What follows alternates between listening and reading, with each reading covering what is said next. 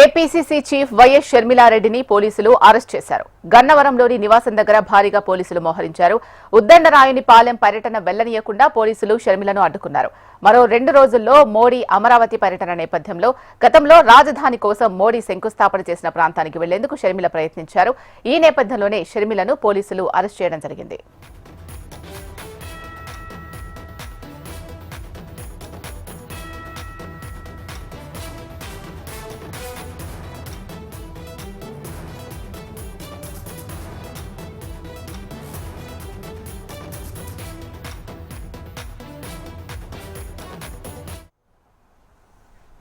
APCC chief YS షర్మిలారెడ్డిని పోలీసులు arrest చేశారు. గన్నవరంలోని నివాసం దగ్గర భారీగా పోలీసులు మోహరించారు.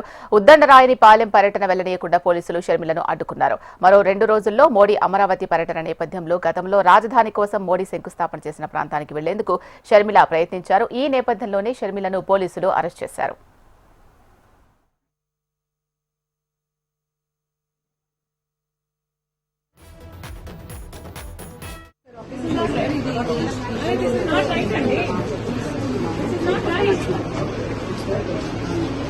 నన్ను ఆఫీస్కు పోనివ్వకపోతే నేను ఇక్కడే రోడ్డు మీద కూర్చొని నిరాహార దీక్ష చేస్తాను. మీకు ఎండలు ఎలా ఉన్నాయో తెలుసు. మంచినీళ్ళు కూడా ముట్టుకోండి.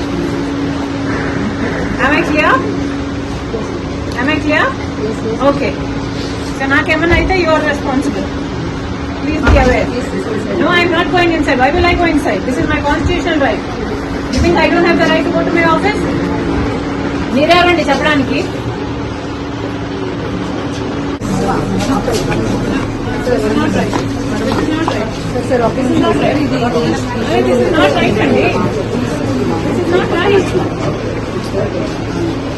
నన్ను ఆఫీస్కు పోనివ్వకపోతే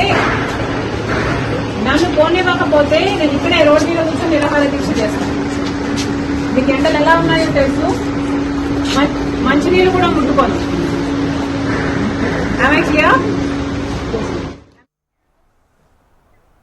ఏపీసీసీ చీఫ్ వైఎస్ షర్మిలారెడ్డిని పోలీసులు అరెస్ట్ చేశారు. గన్నవరంలోని నివాసం దగ్గర భారీగా పోలీసులు మోహరించారు.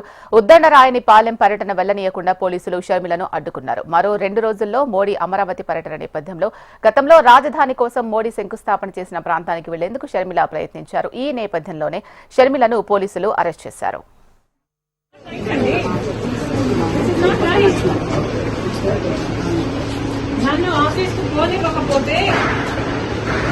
నన్ను పోనివ్వకపోతే నేను ఇక్కడే రోడ్డు మీద కూర్చొని నిరాహార దీక్ష చేస్తాను. మీకు ఎండలు ఎలా ఉన్నాయో తెలుసు.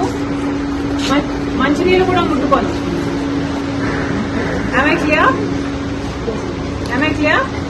ఓకే, నాకేమన్నా అయితే you are responsible. Please be aware. No, I am not going inside. Why will I go inside? This is my constitutional right. You think I don't have the right to go to my office? మీరెవరండి చెప్పడానికి?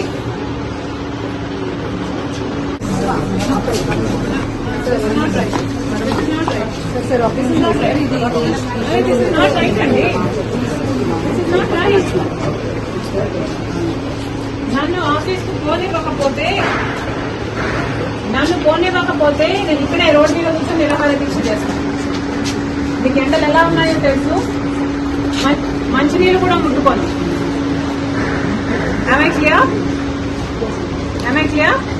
Okay, నాకేమన్నా అయితే you are responsible. Please be aware. No, I am not going inside. Why will I go inside? This is my constitutional right. You think I don't have the right to go to my office? మీరెవరండి చెప్పడానికి?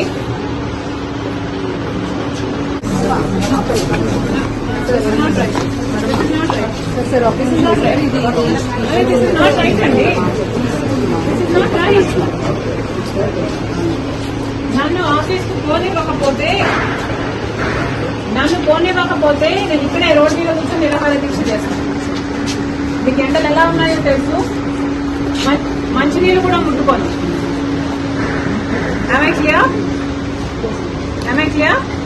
Okay, నాకేమన్నా అయితే you are responsible. Please be aware. No, I am not going inside. Why will I go inside? This is my constitution. APCC chief YS షర్మిలారెడ్డిని పోలీసులు arrest చేశారు. గన్నవరంలోని నివాసం దగ్గర భారీగా పోలీసులు మోహరించారు. ఉద్దండరాయని పాలెం పర్యటన వెళ్లనీయకుండా పోలీసులు షర్మిలను అడ్డుకున్నారు. మరో 2 రోజుల్లో మోడీ అమరావతి పర్యటన నేపథ్యంలో గతంలో రాజధాని కోసం మోడీ శంకుస్థాపన చేసిన ప్రాంతానికి వెళ్లేందుకు షర్మిల ప్రయత్నించారు. ఈ నేపథ్యంలోనే షర్మిలను పోలీసులు అరెస్ట్ చేశారు. దీనికి సంబంధించి మరిన్ని అప్డేట్స్ మా ప్రతినిధి కాంతి ఫోన్ లైన్ లో అందిస్తారు. కాంతి, చెప్పండి అప్డేట్స్. యాసీలో ఉద్దండరాయని పాలనలో ఈ రోజు ఏపీసీసీ చీఫ్ షర్మిల ఈ రోజు పర్యటన చేయాలని నిర్ణయించారు. మోడీ పర్యటన ఉన్న నేపథ్యంలో ప్రస్తుతం ఆంధ్రప్రదేశ్ రాజధానిగా ఉన్నటువంటి అమరావతి పరిస్థితి ఎట్లా ఉంది అనే అంశాలకి తోటి కాంగ్రెస్ పార్టీ ఒక కమిటీని వేయాలని నిర్ణయించింది. ఈ కమిటీకి సంబంధించినంత వరకు కూడా ఈ కమిటీలో ఉన్న సభ్యులందరూ కలిసి ఈరోజు ఉద్దండరాయనిపాలెంలో ఏదైతే 2014లో శంకుస్థాపన చేపట్టారో ఆ శంకుస్థాపన చేసిన ప్రాంతంతో పాటుగా రాజధాని ప్రాంతంలో పర్యటించి మే 2వ తేదీన మోడీ వస్తున్న నేపథ్యంలో మోడీని ప్రశ్నించాల్సినవి, అలాగే ఆంధ్రప్రదేశ్ రాష్ట్రానికి రాజధానికి కావాల్సిన అంశాలు ఏమున్నాయి అనే అంశాలకి సంబంధించి ప్రశ్నించాల్సిన అవసరం ఉన్న నేపథ్యంలో దీనికి సంబంధించి ఏదైతే కాంగ్రెస్ పార్టీ చేయాలని నిర్ణయించిందో దానిని పోలీసులు ఈరోజు ఉదయం అడ్డుకున్నారు. ఏదైతే మోడీ పర్యటన ఉన్న నేపథ్యంలో అక్కడ ఏర్పాట్లు జరుగుతున్న పరిస్థితి ఉంది కాబట్టి ఈ పర్యటనను అడ్డుకుంటున్నామంటూ షర్మిలను ఈరోజు ఉదయం గన్నవరంలోని తన నివాసంలో హౌస్ అరెస్ట్ చేశారు. ఈ నేపథ్యంలో ఆమె హౌస్ అరెస్ట్ ఎందుకు చేస్తున్నారు, ఎందుకు మహిళలకి సంబంధించినంత వరకు కూడా రాష్ట్రంలో ఇప్పటికే రాష్ట్రం 3వ స్థానంలో మహిళలపై జరుగుతున్న ఆకృత్యాలకి సంబంధించి రాష్ట్రం 3వ స్థానంలో ఉందని ఎందుకు కూటమి ప్రభుత్వం గుర్తించడం లేదు, మాకు ప్రశ్నించే హక్కు ఉంటుంది, కాంగ్రెస్ పార్టీగా మేము అమరావతికి సంబంధించినటువంటి రాజధాని అంశంలో ఏవైతే ప్రశ్నించాలి అనుకున్నామో అవి అంశాలను ప్రశ్నించడానికి అక్కడ కమిటీ వేసి దానిని పర్యటించిన తర్వాత వాస్తవ పరిస్థితులను అంచనా వేయడానికి కానీ పర్యటనకు వెళ్తుంటే ఎందుకు అడ్డుకుంటున్నారు, అడ్డుకోవాల్సిన అవసరం ఏమొచ్చింది, అటు సీఎంగా ఉన్నటువంటి చంద్రబాబు నాయుడు కావచ్చు, అలాగే హోమ్ మినిస్టర్గా ఉన్నటువంటి అనిత కూడా ఈ విషయం పట్ల ఎందుకు స్పందించడం లేదు అంటూ కూడా షర్మిల ఫైర్ అయిన పరిస్థితి ఉంది. దీనికి నిరసనగా ఏదైతే ఉదయం నుంచి కూడా తనను హౌస్ అరెస్ట్ చేసిన దానికి నిరసనగా ఆమె ఈరోజు మధ్యాహ్నం 2 గంటలకు ఏదైతే కాంగ్రెస్ పార్టీ ఆఫీస్లో నిరసన దీక్ష చేపట్టాలని నిర్ణయించారు. ఈ నిరసన దీక్షను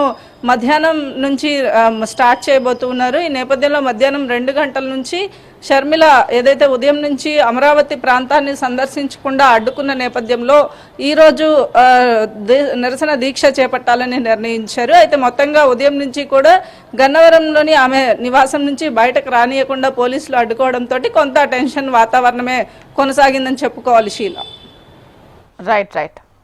థ్యాంక్ యూ కాంతి.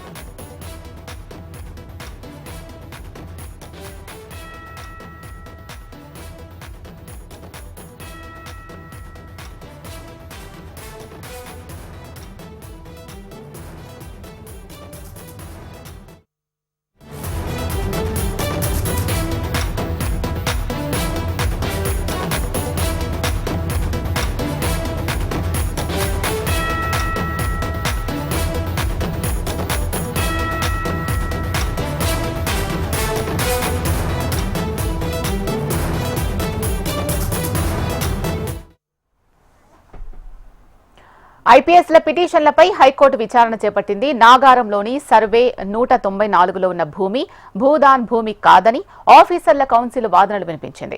భూదాన్ భూమికి ఆఫీసర్ల భూమికి ఎలాంటి సంబంధం లేదని వాదించారు.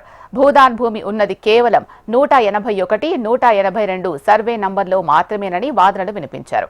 ఆఫీసర్లు కొన్న భూమి నాగారం సర్వే నంబర్ 194లో 366 ఎకరాల్లో ఉంది అన్నారు.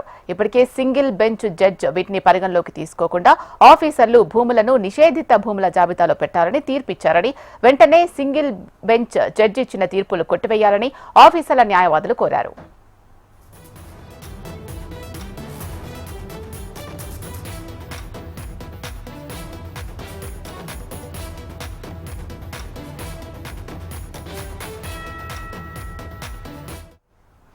ఐపీఎస్ల పిటిషన్లపై హైకోర్టు విచారణ చేపట్టింది. నాగారంలోని సర్వే నంబర్ 194లో ఉన్న భూమి భూదాన్ భూమి కాదని ఆఫీసర్ల కౌన్సిల్ వాదనలు వినిపించింది. భూదాన్ భూమికి ఆఫీసర్ల భూమికి ఎలాంటి సంబంధం లేదని వాదించారు. భూదాన్ భూమి ఉన్నది కేవలం సర్వే నంబర్ 181, 182లో మాత్రమేనని వాదనలు వినిపించారు. ఇక ఇదే అంశానికి సంబంధించి మరింత సమాచారం మా ప్రతినిధి రమణ అందిస్తారు. రమణ, చెప్పండి. భూదాన్ భూములకు సంబంధించి ఆ భూముల్లో అంటే ఏవైతే వివాదాస్పదమైన అంశం అయితే కొనసాగుతుంది. ముఖ్యంగా ఈ భూములకు సంబంధించి ఐపీఎస్ ఆల్రెడీ కొనుగోలు చేసిన భూమి ఏదైతే ఉందో ఆ భూమి భూదానికి సంబంధించిన భూములకు రాదంటూ కూడా చాలా రోజులుగా ఎవరైతే కొనుగోలు చేశారో కొంతమంది ఐపీఎస్లు వారంతా కూడా ఫైట్ చేస్తూ ఉన్నారు. దానిలో భాగంగానే లీగల్ గా కూడా అంటే కోర్టును కూడా ఆశ్రయించారు. ప్రస్తుతం దీనికి సంబంధించి కొన్ని రోజులుగా హైకోర్టులో విచారణ కూడా కొనసాగుతుంది. ప్రస్తుతం ఏదైతే ఈ ల్యాండ్ మనం ఐపీఎస్ సంబంధించినటువంటి వారు వాదన వినిపిస్తున్నారో దానికి సంబంధించిన నాగారం సర్వే నెంబర్ 194లో ఉన్నటువంటి భూమి ఏదైతే ఉందో ఆ భూమి అంతా కూడా అసలు భూదానికి సంబంధం లేదని కూడా ఐపీఎస్ సంబంధించిన న్యాయవాదులు వాదిస్తూ వచ్చారు. ఈ రోజు కూడా సేమ్ అదే వాదనలు మరొకసారి కొనసాగాయి. కేవలం భూదాన్ భూమి ఉన్నది మాత్రం ఏదైతే 181, 182 సర్వే నెంబర్లో మాత్రమే ఉంది. మేము కొనుగోలు చేసిన భూమి ప్రస్తుతం ఆ నాగారం సర్వే నెంబర్ 194లో ఉంది కాబట్టి ఇక్కడ అసలు భూదాన భూమి లేదంటూ కూడా తేల్చి చెప్పే ప్రయత్నం చేశారు. కానీ అటు ప్రభుత్వానికి సంబంధించిన వర్షన్ అంటే ముఖ్యంగా రెవెన్యూకి సంబంధించిన వర్షన్ మాత్రం వేరే ఉంది. అందులో భూదానికి సంబంధించిన భూమి ఉందని చెప్పి కూడా వారు చెప్తున్న పరిస్థితి కనిపిస్తుంది. ఏదేమైనా ప్రస్తుతం అయితే ఈ నిషేధిత భూముల జాబితాలో ఉంది కాబట్టి దీన్ని తొలగించాలంటూ ఐపీఎస్ ఆఫీసర్లు అయితే తమ పిటిషన్ లో ప్రత్యేకంగా పేర్కొన్నారు. ఈ రోజు వారి తరపు న్యాయవాదులు కూడా అవే వాదనలు వినిపించారు. ఏదైనా అంటే సింగిల్ బెంచ్ జడ్జి గతంలో ఇచ్చిన తీర్పును కొట్టివేయాలని కూడా వారు స్పష్టం చేస్తూ ఈ యొక్క వాదనలు వినిపించే ప్రయత్నం చేశారు. ప్రస్తుతం అయితే ఇది ప్రభుత్వ భూమి ఎప్పటి పరిస్థితుల్లో భూదానికి సంబంధించిన భూమి కానే కాదని కూడా వారు వాదనలు వినిపించే ప్రయత్నం చేశారు. ఏదైనా అంటే ప్రస్తుతం అయితే దీనికి సంబంధించి వాదనల తర్వాత తిరిగి ఈ ప్రస్తుతం ఈ వాదనలను అయితే హైకోర్టు వాయిదా వేసింది. తర్వాత మరొకసారి విచారించిన తర్వాత దీనికి సంబంధించి తీర్పు వెల్లడించే అవకాశం అయితే కనిపిస్తోంది. Sheela. Right. Thank you Ramana.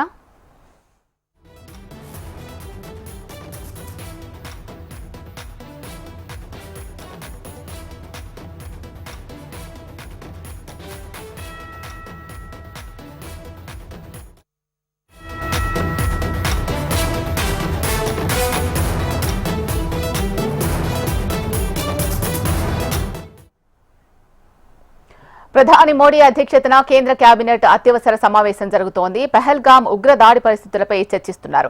ఇప్పటికే ఇదే అంశంపై కేంద్ర కేబినెట్ భద్రతా వ్యవహారాల సమావేశం జరిగింది. భద్రతా వ్యవహారాల సమావేశంలో తీసుకున్న నిర్ణయాలను ఇప్పుడు కేంద్ర కేబినెట్ కి విన్నవించుకున్నారు మోడీ.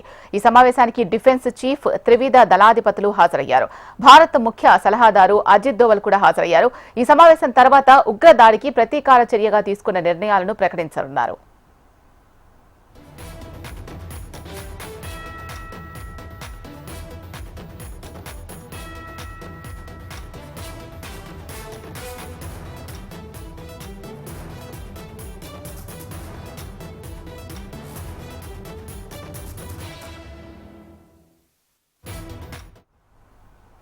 ప్రధాని మోడీ అధ్యక్షతన కేంద్ర కేబినెట్ అత్యవసర సమావేశం జరుగుతోంది. పహల్గామ్ ఉగ్ర దాడి పరిస్థితులపై చర్చిస్తున్నారు. ఇప్పటికే ఇదే అంశంపై కేంద్ర కేబినెట్ భద్రతా వ్యవహారాల సమావేశం జరిగింది. భద్రతా వ్యవహారాల సమావేశంలో తీసుకున్న నిర్ణయాలను ఇప్పుడు కేంద్ర కేబినెట్ కి విన్నవించుకున్నారు మోడీ. ఈ సమావేశానికి డిఫెన్స్ చీఫ్ త్రివిధ దళాధిపతులు హాజరయ్యారు. భారత ముఖ్య సలహాదారు అజిత్ దోవల్ కూడా హాజరయ్యారు. ఈ సమావేశం తర్వాత ఉగ్రదాడికి ప్రతీకార చర్యగా తీసుకున్న నిర్ణయాలను ప్రకటించనున్నారు. రైట్. దీనికి సంబంధించి మరింత సమాచారం మా ప్రతినిధి ఆర్కే అందిస్తారు. ఆర్కే, చెప్పండి, ఎటువంటి నిర్ణయాలు తీసుకునే అవకాశాలున్నాయి?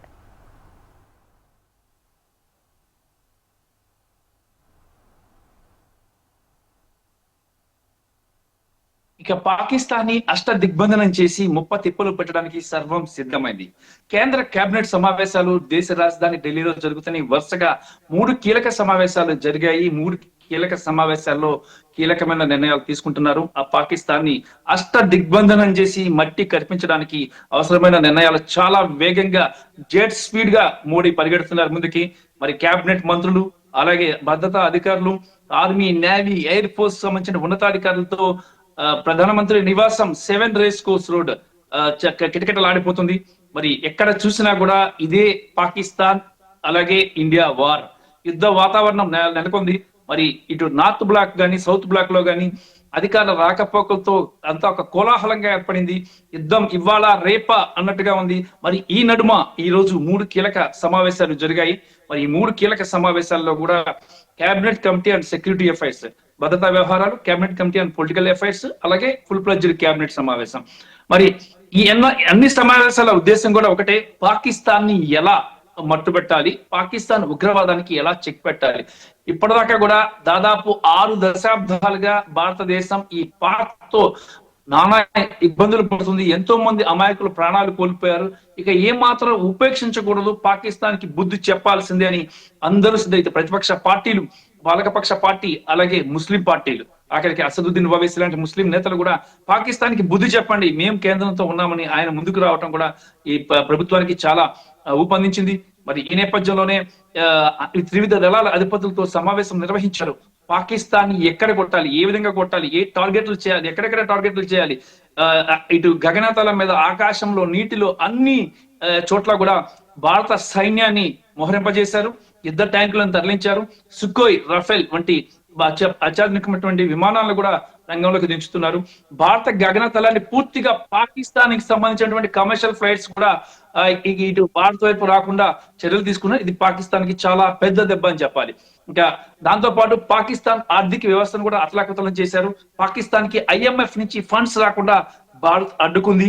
మరి అదే రకంగా పాకిస్తాన్ కి ఇవ్వాల్సినటువంటి నిధులన్నింటినీ కూడా ఆపేసింది, బిజినెస్ స్టాప్ చేసింది, పాక్ జాతీయుల్ని భారతదేశం నుంచి తరిమి కొట్టింది.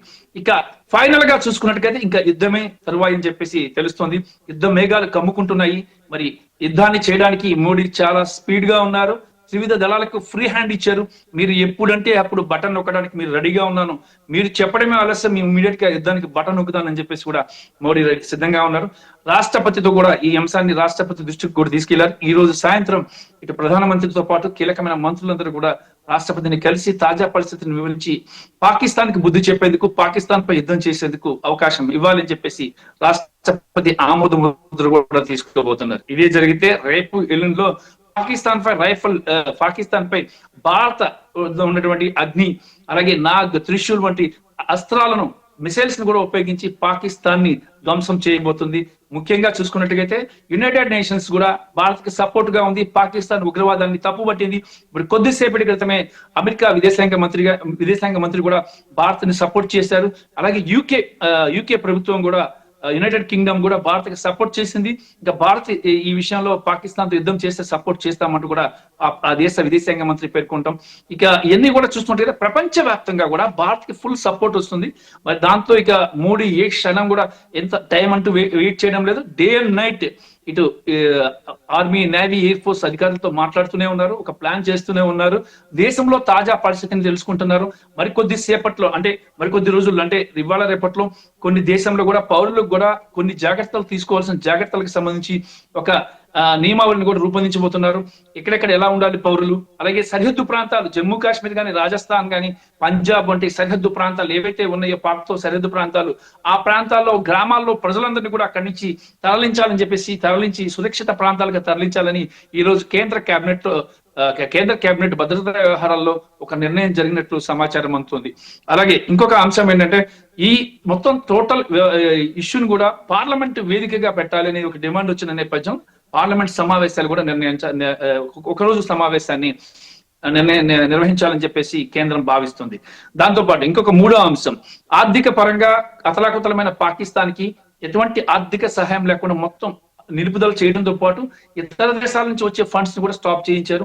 అబ్జెక్షన్స్ రేజ్ చేశారు IMF లో. మరి ఈ నేపథ్యంలో అక్కడ కూడా $7 ట్రిలియన్ రావాల్సిన ఫండ్ కూడా ఆగిపోతుంది. పాకిస్తాన్ కి ఆర్థికమైనటువంటి దెబ్బతీస్తుంది. మరోవైపు నుంచి వాటర్ ఆపేసి నీటిని దెబ్బతీశారు. ఎందుకంటే పాకిస్తాన్ స్వయం కృతాపరాధమని చెప్పాలి. దీనికి కేబినెట్ లో కూడా అందరూ కూడా ముక్త కంఠంతో మోడీ చెప్పిన వాటన్నిటి కూడా ఆమోదముద్ర వేశారు.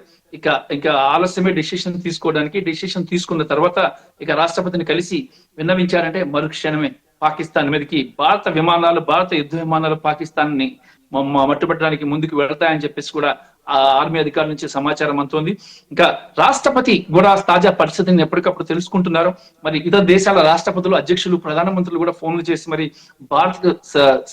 భారత్కు సపోర్ట్ చేస్తున్నారు. మరి ఈ సమయంలో ఇక పాకిస్తాన్ కూడా ఇతర దేశాల నుంచి వెపన్స్ గాని, ఆయుధాలు, విమానాలను కూడా తెప్పించుకొని ముందు పెట్టుకుంది. పాకిస్తాన్ మంత్రి ఇవాళ చేసిన కొన్ని వ్యాఖ్యలు కూడా సంచలనంగా సృష్టించాయి. 24 గంటల్లో భారత్ తమపై యుద్ధం చేయబోతుంది, తమను కాపాడాలి అని చెప్పేసి ఇతర ప్రపంచ దేశాలకు విజ్ఞప్తులు చేయడం అంటే చాలా ఆశ్చర్యంగా అనిపిస్తుంది. ఎందుకంటే పాకిస్తాన్ చేసిన తప్పిదానికి పాకిస్తాన్ పై యుద్ధం జరగబోతుంది. మరి పాకిస్తాన్ ఈ తప్పిదం నుంచి బయటపడాల్సింది పోయి భారత మీద లేనిపోయినవన్నీ కూడా కంప్లైంట్స్ అని కూడా ఇతర దేశాలకు చెప్పడం, అలాగే పాకిస్తాన్ లో తీవ్రవాదులు భారీగా ఉన్నారనే అంశాన్ని కూడా ఐక్యరాజ్య సమితి దృష్టి కూడా తీసుకెళ్లింది భారత్. ముఖ్యంగా మొన్న పహల్గామ్ దాడిలో జరిగినటువంటి ఒక వ్యక్తి పాక్ లోని ఆర్మీలో చాలా ట్రైన్డ్ అయినటువంటి కమాండర్. ఆ కమాండర్ కూడా ఈ దాడిలో పాల్గొన్నారు. 28 మందిని చంపిన వాళ్ళు ఆ కమాండర్ కూడా కొంతమందిని చంపినట్లు సమాచారం ఉందో. స్ట్రాంగ్ గా అంటే దాడికి వచ్చిన వాళ్ళలో స్ట్రాంగ్ గా పాకిస్తాన్ ఆర్మీ ట్రైనింగ్ ఇచ్చి ఈ తీవ్రవాదులను పంపించింది. వాళ్ళతో పాటు పాకిస్తాన్ ఆర్మీకి చెందిన కమాండర్స్ ను కూడా వాళ్ళతో పాటు పంపించి గైడ్ చేసి మొత్తం 28 మంది భారతీయులను పొట్టన పెట్టుకున్నారు. ఇది ప్రూఫ్స్ తో సహా డీటెయిల్స్ అన్ని కూడా ఈ రోజు cabinet committee and security affairs లో చర్చించారు. మరి క్లియర్ అయిపోయింది. ఇక పాకిస్తానే కావాలని ఈ పహల్గామ్ దాడిని జరిపించిందంటానికి భారత్ వద్ద చాలా ఆధారాలు ఉన్నాయి. ఈ ఆధారాలు పట్టుకుని ఇప్పుడు ప్రపంచ దేశాలన్నింటినీ కూడా విన్నవిస్తున్నాయి. ప్రపంచ దేశాలు సపోర్ట్ చేస్తున్నాయి. మరి ఇవాళ రేపట్లో ఒక కీలకమైన డెసిషన్ రాబోతుంది. మరి ఆ డెసిషన్ తర్వాత యుద్ధం తప్పదు అని చెప్పేసి కూడా తెలుస్తుంది. Right, thank you RK. Gandhi Bhavan లో కాంగ్రెస్ వర్కింగ్ ప్రెసిడెంట్ జగ్గారెడ్డి మీడియాతో మాట్లాడుతున్నారు. లైవ్ లో చూద్దాం. మొత్తం టిఆర్ఎస్ మొత్తం బీజేపీ పోలింగ్ బూత్లల్లా వాళ్ళ ఎంపీ క్యాండిడేట్ పోలింగ్ బూత్లలో టీఆర్ఎస్ ఏజెంట్లే లేరు. ఎంటైర్ తెలంగాణలో పార్లమెంట్ ఎన్నికల్లో బీజేపీ మద్దతుగా ఇండైరెక్ట్ గా వాళ్ళ ఓట్లు వాళ్ళకి వేయడానికి, బీజేపీ వేయడానికి ఏజెంట్లే లేరు. ఎస్, బీజేపీ వర్సెస్ కాంగ్రెస్ అయ్యింది మొన్న పార్లమెంట్ ఎన్నికల్లో. అందులోనే మాకు 4 సీట్లు 5 సీట్లు తగ్గినాయి.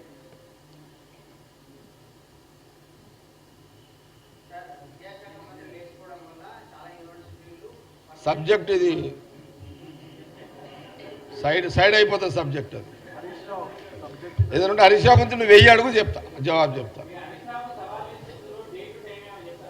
ఇక అది పిల్లలు ఆడుకున్నట్టు ఉంటుంది రాకేష్.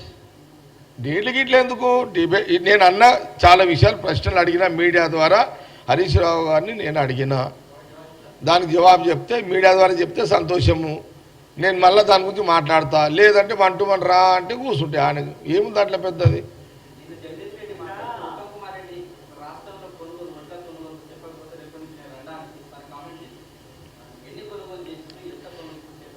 అది కూడా రేపు మాట్లాడతాం మీకు కొంచెం. ఇది ఓన్లీ హరీష్ రావు సబ్జెక్ట్. ఇప్పుడు హరీష్ రావు పెద్దోడా, జగదీష్ పెద్దోడు అంటే హరీష్ రావు పెద్దోడు అవుతాడు. ఈయన చిన్నోడు అవుతాడు. పర్సనాలిటీ పొలిటికల్గా చిన్నోడు అవుతాడు. ఎట్లా చూసినా కూడా పర్సనాలిటీ చిన్నది అవుతుంది.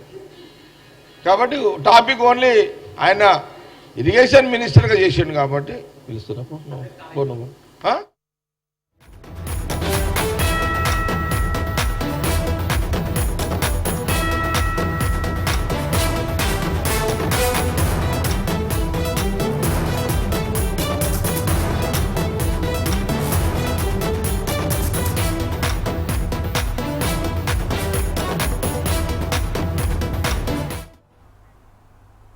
ఆపరేషన్ కగాన్ను కేంద్ర ప్రభుత్వం ఉధృతం చేస్తోంది. పామునూర్ గుట్టల్లో ఫార్వర్డ్ ఆపరేటింగ్ బేస్ ఏర్పాటు చేసుకున్నారు. కొండ ప్రాంతాల్లో కూంబింగ్ కోసం ప్రత్యేక బలగాలను హెలికాప్టర్ల ద్వారా బేస్ క్యాంప్ కు అధికారులు చేరుస్తున్నారు. ఆధునిక డ్రోన్ల సహాయంతో రాత్రి వేళల్లో అటవీ ప్రాంతంపై నిఘాను పెంచారు. పామునూరు గుట్టల పరిసరాల్లో బడే దామోదర్ దళం ఉన్నట్లు నిఘా వర్గాల సమాచారం. దీంతో భారీ ఎన్కౌంటర్ జరగబోతున్నట్లు ఏజెన్సీలో ఊహాగానాలు వినిపిస్తున్నాయి. దీనికి సంబంధించి మరింత సమాచారం మా ప్రతినిధి అనిల్ అందిస్తారు. అనిల్, ఇలా కరగుట్ట ప్రాంతంలో సిఆర్పిఎఫ్ బలగాల కోటింగ్ ఆపరేషన్ అయితే 8వ రోజు నుంచి చేరుకోవడం జరిగింది. ఉదయం నుంచి పోలీస్ బలగాలన్నీ నలుగు వైపుల నుంచి చర్యలు చేపడుతున్నారు. మరోపక్క ఇప్పుడు తాజా సమాచారం మేరకు మావోయిస్టులు ఇక్కడ నుంచి కర్రగుట్టల ప్రాంతం నుంచి తెలంగాణ వైపు అడుగులు వేసినట్టుగా పోలీసులు గుర్తించారు. ప్రస్తుతానికి తెలంగాణ వైపు మావోయిస్టులు రావడంతో ఆ ప్రాంతం అంతా కూడా పోలీస్ బలగాలు అయితే స్వాధీనం చేసుకోవడం జరిగింది. మరోపక్క శాంత దళం అక్కడే ఉన్నట్టుగా చెప్పడం జరుగుతుంది. ఆ నేపథ్యంలో కర్రగుట్టల ప్రతి గుహను కూడా పోలీసులు అయితే గాలింపులు చర్యలు చేపట్టారు. కాసేపటి క్రితం మనకు అందుతున్న సమాచారం మేరకు దామోదర్ దళం అక్కడ నుంచి సేఫ్ ప్యాసేజ్ ద్వారా తెలంగాణ వైపు అడుగులు వేసినట్టుగా పోలీసులకు చెప్పడం జరుగుతుంది. శీలా, అక్కడంతా కూడా కొంచెం ఆపరేటింగ్ బేస్ ఏర్పాటు చేసినట్టు తెలుస్తోంది. అలాగే కూంబింగ్ కోసం కూడా ప్రత్యేకించి హెలికాప్టర్స్ కూడా యూజ్ చేస్తున్నట్టుగా తెలుస్తోంది. అక్కడ నివసించే ప్రజలకు ఎటువంటి హెచ్చరికలు జారీ చేయడం జరిగింది అలర్ట్ గా ఉండమని? గత 8 రోజులుగా అటవీ ప్రాంతంలోకి ఎవరిని వెళ్లకుండా అయితే పోలీసులు నిషేధాజ్ఞ చెప్పడం జరిగింది. ముఖ్యంగా ఈ అటవీ ప్రాంతంలో అడవి దొరికే వీళ్ళ జీవన విధానం అయితే ఉంటుంది. ముఖ్యంగా 8 రోజుల పాటు అడవిలోకి పంపకపోవడం మూలంగా అటవీ ప్రాంత వాసులు అయితే తీవ్ర ఆవేదన వ్యక్తం చేస్తున్నారు. తమ పొట్ట కుట్టి కోసం తమ అడవులకు వెళ్లే పరిస్థితి లేకుండా పోయిందని పోలీసులు నిషేధాజ్ఞలు చేపట్టడంతో తాము ఎటు వెళ్ళలేకపోతున్నామని చెప్పేసి వాళ్ళు చెప్పడం జరుగుతుంది. మరోపక్క ఈ ఎన్ని రోజులు జరుగుతుందో అని చెప్పి టెన్షన్ వాతావరణం ఏర్పాటు చేశారు. మొత్తంగా 2 నెలల పాటుగా ఈ బేస్ క్యాంప్ ఇక్కడే ఉంటుందని చెప్పేసి కరగుట్టల మీద డైరెక్ట్ గా ఏకంగా బేస్ క్యాంప్ సైతం పోలీసులు ఏర్పాటు చేసింది. సెల్ ఫోన్ టవర్ కూడా పర్మనెంట్ స్ట్రక్చర్ కూడా నిర్వహించే పనిలో ఉన్నారు. వాళ్ళ పోలీసులు కనుక పర్మనెంట్ గా ఉంటే తమ జీవనం ఎట్లా అని చెప్పేసి ఆదివాసులు అయితే గగ్గోలు పెట్టిన పరిస్థితి కనిపిస్తుంది. Right, thank you Anil. ఇవి ఇప్పటి వరకున్న అప్డేట్స్. చూస్తూనే ఉండండి హెచ్ఎం టీవీ. నమస్తే.